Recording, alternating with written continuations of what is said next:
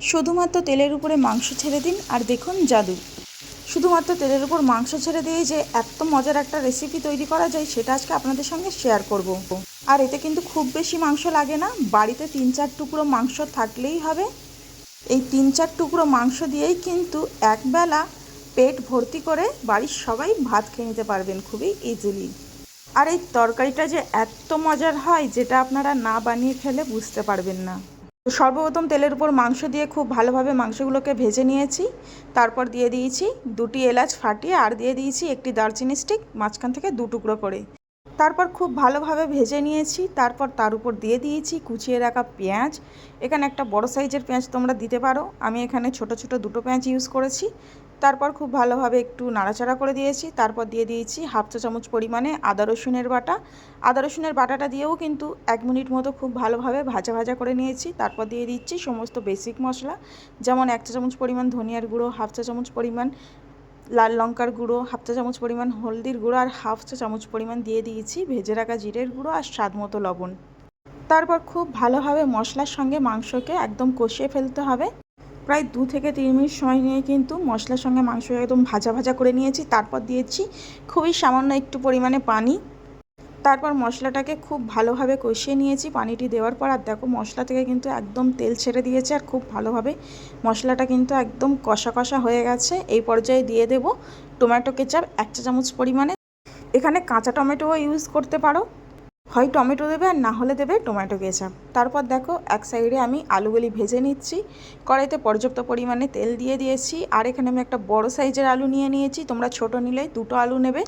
তো একটা বড় সাইজের আলু নিয়ে তেল গরম হলে দিয়ে দিয়েছি। তার মধ্যে দিয়ে দিয়েছি সামান্য পরিমাণে ওই 1 চুটকি পরিমাণে হলদি আর সামান্য পরিমাণে নুন দিয়ে আলুটাকে একদম লাল লাল করে ভেজে ফেলেছি। তারপর ওই কষানো মাংসের উপর ভেজে রাখা আলু, আর দিয়ে দেব আগে থেকে ভেজে খুব ভালোভাবে ধুয়ে রাখা মুগ ডাল। আর হ্যাঁ, মুগ ডালটাকে কিন্তু শুকনো খোলায় ভাজতে হবে, আর খুব বেশি দিতে হবে না, একদম ওই 2 মুঠ খানেক মতো মুগ ডাল দিলেই হবে।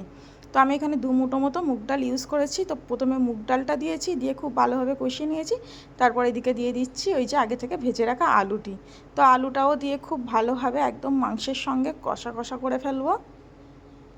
ওই প্রায় 1 মিনিট মতো সময় নিয়ে মিডিয়াম টু হাই ফ্লেমে সবগুলিকে একসঙ্গে খুব ভালোভাবে কষা কষা করে নিয়েছি। এবার দেবো পর্যাপ্ত পরিমাণে পানি। পানিটা তোমরা তোমাদের প্রয়োজন অনুযায়ী দিও। তো আমি এখানে ওই গ্লাসের 1 গ্লাস পরিমাণে পানি দিয়ে দিয়েছি। দিয়ে এবারে খুব ভালোভাবে নাড়াচাড়া করে মিশিয়ে দিচ্ছি সবগুলোকে একত্রে। এই তরকারিটা যখন রেডি হয়ে যাবে তোমরা খাবে আর বলবে যে এত দারুণ রেসিপি, যেটা ধারণার বাইরে। তারপর দিয়ে দিলাম স্বাদ মতো লবণ। লবণটা তোমরা অবশ্যই চেখে তারপর দেবে।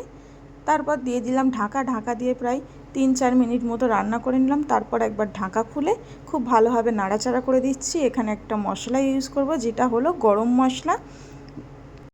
ওই 1/2 চা চামচ পরিমাণে গরম মশলা আমি এর মধ্যে এবারে অ্যাড করে দেব। আর হ্যাঁ, শুধু গরম মশলা দিলে হবে না, গরম মশলার পাশাপাশি দিয়ে দেব 3 থেকে 4টে কাঁচা লঙ্কা। কাঁচা লঙ্কার ফ্লেভারটা কিন্তু এর মধ্যে দারুণ কাজ করবে, আর তরকারির টেস্টটা কিন্তু আরও দ্বিগুণ করে দেবে। তো এবারে সবগুলিকে খুব ভালোভাবে একত্রে নাড়াচাড়া করে দিয়েছি। এইবার জাস্ট ঢাকা দিয়ে 2 থেকে 3 মিনিট একদম লো ফ্লেমে রান্না করে নিচ্ছি। আর দেখো তরকারিটা কত সুন্দর কালার এসছে। যাও এবার গরম গরম ভাতের সঙ্গে, রুটি পরোটার সঙ্গে সার্ভ করে নাও। আমি তো সার্ভ করেছিলাম গরম গরম ভাতের সঙ্গে, দারুণ লাগে খেতে। তোমরা বাড়িতে অবশ্যই ট্রাই করবে এই রেসিপিটা। আর কেমন লাগলো অবশ্যই কমেন্ট করে জানাবে। আর যদি এই রেসিপিটি বানাতে চাও অবশ্যই শেয়ার করে তোমার টাইমলাইনে রেখে দাও, না হলে কিন্তু পরে আবার খুঁজে পাবে না।